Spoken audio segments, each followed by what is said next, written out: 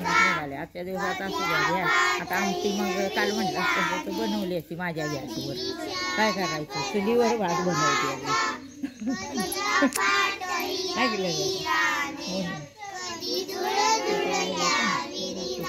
2 दिवस मग बनवते आमटी म्हणली का तरी मग बघते. मग त्याला डब्बा पाहिजे.